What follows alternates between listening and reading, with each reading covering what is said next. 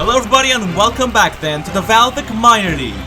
We've had block pushing last time out in the main league, and now it's time for block pushing here at the minor league with event number 3. Hello everybody and welcome. My name as always is Frankie, and we're here for block pushing for the VALVIK Minor League. But last time out in the VALVIK Minor League, it was the Kitsune Rush that took gold in the relay and are now 9 points away from second place Pyre Prowlers. Cyber Crew and Flaming Cherries round out the top 4. But let's get to it then with block pushing. And same rules as in the main league. The difference is we have 4 teams less, so there's only 12 runs. But we're already off with the Clockworks, Flaming Cherries, Cosine Crescents, and the Cyber Crew. And everybody with runs above the 60. Flaming Cherries just below the 55 there. We've seen from the main league a myriad of different strategies. Let's see if any of these teams manage to apply them here today. But for this first particular one, it will be the Clockworks with the highest run with a 57. Everybody else around that 55 area. And now it's the Cyber Crew that's up on top as they're rolling down now. And watch lane 2, the Clockworks. That's not a bad run. Neither a bad run from the Cyber Crew as well.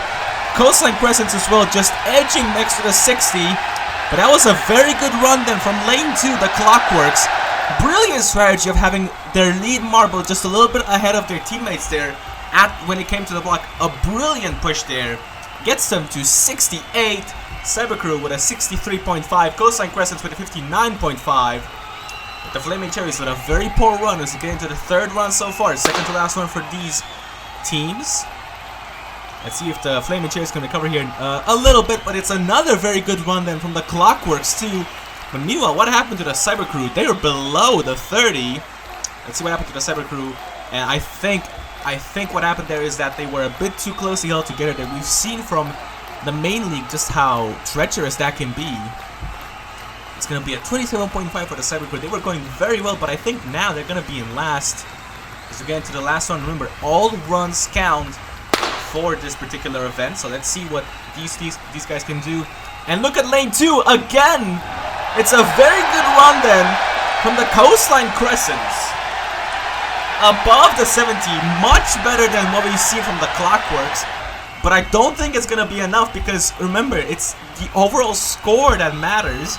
It's the score across all 4 of your runs, and the Clockworks generally had very decent runs. Look at that. They're in the lead with a 251. A large gap to Coastline Crescents, who do take second. Third and fourth, massive margin. Cyber Crew and Flaming Cherries. Let's move on then to run 5 now. It's the Cue Balls. It's a good run from the Cue Balls there. Watch lane 1. Just next to the 70. That is going to be a 69 for the Cue Balls. Nice score. Kitsune Rush, not a bad run either with a 65. But meanwhile then, look at the Grim Roses, lane 4. A poor run there.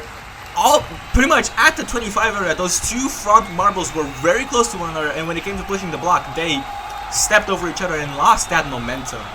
But it will be then the Cue Balls in the lead for now. Kitsune Rush, not a bad run either from our leaders in the minor league. So again, to run 6, we're halfway there already. And they're off.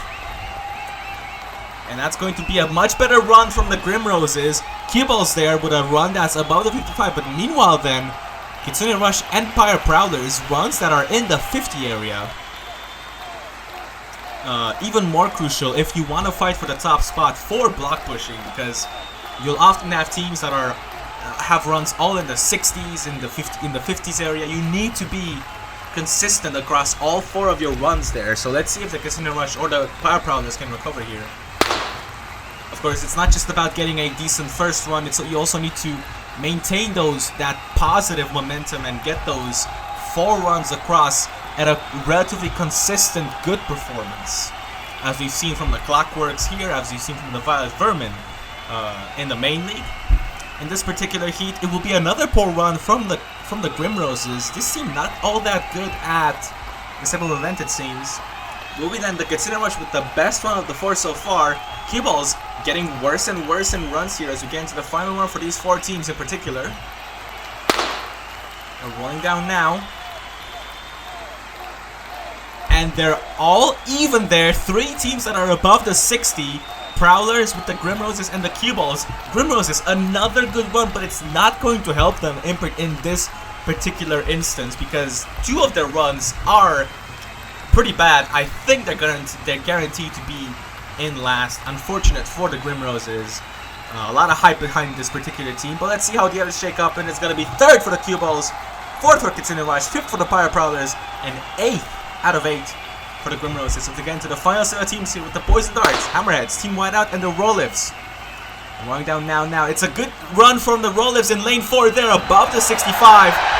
Hammerheads, lane 2, a very poor run there, below the 45. As Poison Darts and Team Whiteout in that 50 area. But it was a very good run from the Rollives, a very similar strategy, the quintessential good strategy in quotations, as you know, with the lead marble in front, the other 3 marbles behind, giving them that push once they get to the block. But let's see if they can repeat that for the other runs. Let's get into run 10 now. Hammerheads with a good getaway there. Oh, Poison Darts make a mistake there. The block goes on without them, and they cannot recover it. Rollives with a poor run as well, and it's Team Whiteout that's above the 60. Team Whiteout, of course, come in as the winners of block pushing back in Season 2 of the VALVIK Marble League. They have the record, actually, for highest score in block pushing with a 259. Clockworks came very close with a 251, but I don't think Team Whiteout can do it here.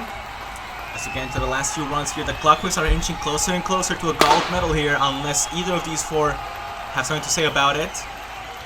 In this particular run, only the Hammerheads, lane 4, that's above the 60. Everybody else below the 55, with the Rollives in that 55 area.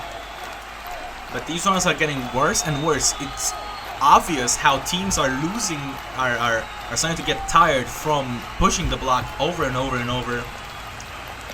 So again, to the last one of the day here.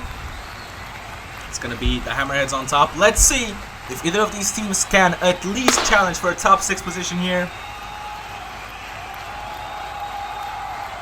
And it's going to be a 60, over a 60 for the Poison Darts, but everybody else below the 60. And I think the Clockworks have done it. I think they're gold medalists in the minor league. We have to wait for the results though. Poison Darts there with not a bad run either. But let's see how he stacks up compared to everybody else. It's going to be 5th for the Rollives, 6th for Team Whiteout, Poison Darts in 7th, Hammerheads in 9th, and it's over. The Clockworks will do it. Coastline Crescents take 2nd, Cue Balls take 3rd, Kitsune Rush, the leaders in the overall standings, are in 4th. Congratulations to our podium finishers, Cue Balls, Coastline Crescents, and our gold medalists, the Clockworks.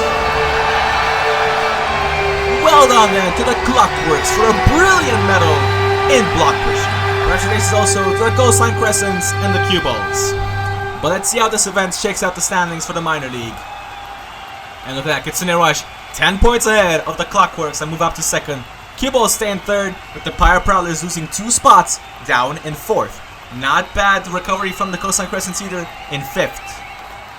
But that's it from us from the minor league. Coming up next, we return to the main league with event 7, the long jump.